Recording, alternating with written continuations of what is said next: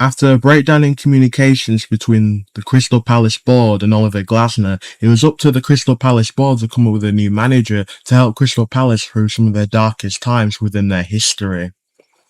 And after reviewing multiple candidates and going over who the club would feel would be the best choice to take them forward. But first, Crystal Palace wanted to go with someone who had the true identity of the club, and that was someone who had a long-term vision of the club going forward in terms of stabilising the club long term, and someone who had a good defensive structure which could help Crystal Palace continue to compete with the big teams as they'd previously been doing with Oliver Glasner. However, due to the current lack of skills within the job market, Crystal Palace realised that they would have to go with someone that had less experience as a coach and more experience as a player who has gone through some of the worst situations in their careers that could help get better insights into how to deal with this as a club. In steps Mertesacker, who is officially now the head coach of Crystal Palace. And Mertesacker straight away got on with the job as he realised that his leadership and mentoring capabilities that he developed while at Arsenal as a player and as an academy coach would help Crystal Palace get through one of their toughest times within their history. As within the last Premier League season, after Oliver Glasner lost faith within the club and disconnected between the board and the fans with multiple comments against them, causing players on the pitch to perform at their worst level yet, as multiple mistakes were made by the back line, multiple shots were missed by the keeper, while the attack failed to get going against the worst teams in the league, causing the biggest of players such as Mertesacker and Adam Wharton to discuss leaving the club. However, this is where Mertesacker shows his first skill of adaptability as he pitches to the club an idea of introducing a marketing campaign and showing the true cohesion and leadership within the club, showing that the club, no matter what, can come through and go against the odds and perform when necessary, boosting their Instagram followers by 100k. And this marketing campaign was definitely successful, as with many fans around the world reposting the positive messages presented by the club, this has now caused our most skilled players such as Adam Wharton to be convinced by the message being presented and now showing their loyalty to the club as he extends his contract by another year, as he has the on-ball ability and defensive awareness to help us progress the ball.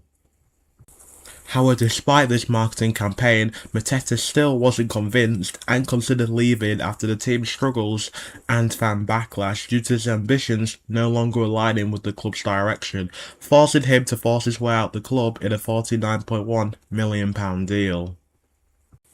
And with Mertesacker feeling betrayed as he realised that the board were making decisions without his input, he decided to come with an idea to send out his best coaches all across the country searching for the best young players. And with the boards being on board with his idea, he set out to find the best players that would link within his system. However, while this was happening, it became apparent that the boards were becoming under fire by the press for diverting funds across the club to suit their other needs and other businesses, meaning that the best young players across the country didn't feel like their club would be the right fit for them, meaning that Crystal Palace ended up losing out on a lot of good young players.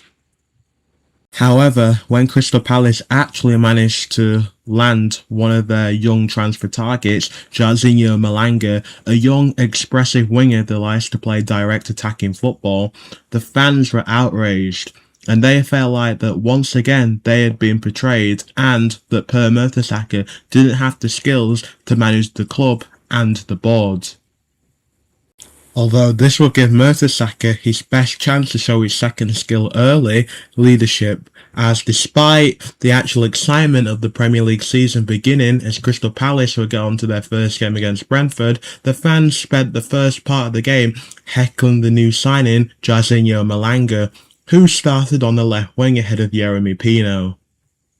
Now, with all the internal problems going on without the club, fans have forgot to actually remember how Mertesacker's actually going to play, and with him straight away in the game showing that he wants to play wide, attacking, expansive football, which is something that is completely different to the defensive side of the game that he is used to, fans immediately decided to realise that he has the adaptability to change his game based on the team he's playing, a big skill that is necessary to survive in the Premier League, while also creating a new role on the pitch through Decore, who can win the ball from deep and then eventually progress the ball forward into attacking areas.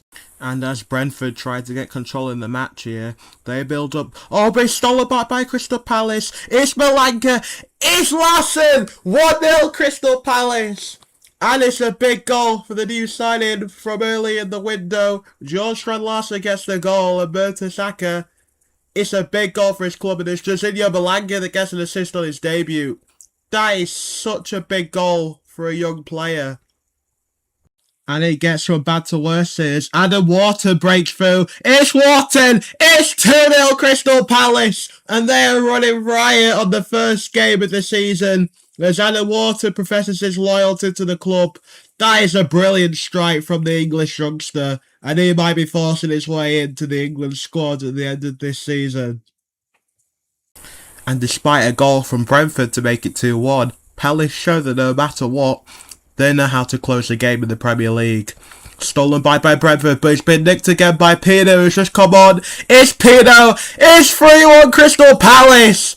And they are absolutely cruising on the first game of the season. What a result for Mertesacker, as he proves that there's still talent within the squad despite the lack of transfers going into the start of this season. He shows once again that he has the leadership, adaptability and knowledge of the game and his squad to survive when it matters. What a performance from Mertesacker's team today. And it's full time here at Selhurst Park. Crystal Palace get the 3-1 win, and Brentford have a poor start to this season. It's not looking good for them, but as for Crystal Palace, this could be the start of a very good new era. And surprisingly, all Sky Sports could talk about was Mertesacker's wild celebrations on match day 1 of the game, and Mertesacker's response was that it was the start of the season and he wanted to once again keep morale high as he celebrated with the fans and the players, making sure they didn't feel left out after their brilliant performances on and off the pitch. Meanwhile, other players were getting recognition as Adam Wharton was signing shirts due to his loyalty and fantastic performances, while Jorginho Malanga was officially now doing interviews that received a lot better media attention after he showed brilliant promise on the first game of the season with an assist for George Larson's first goal.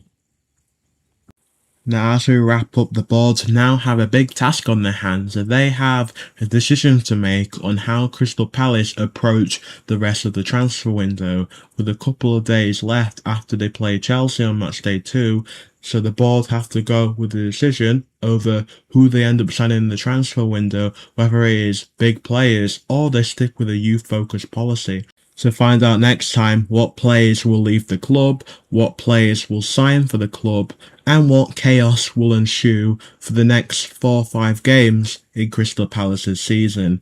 Find out next time on the Crystal Palace Show.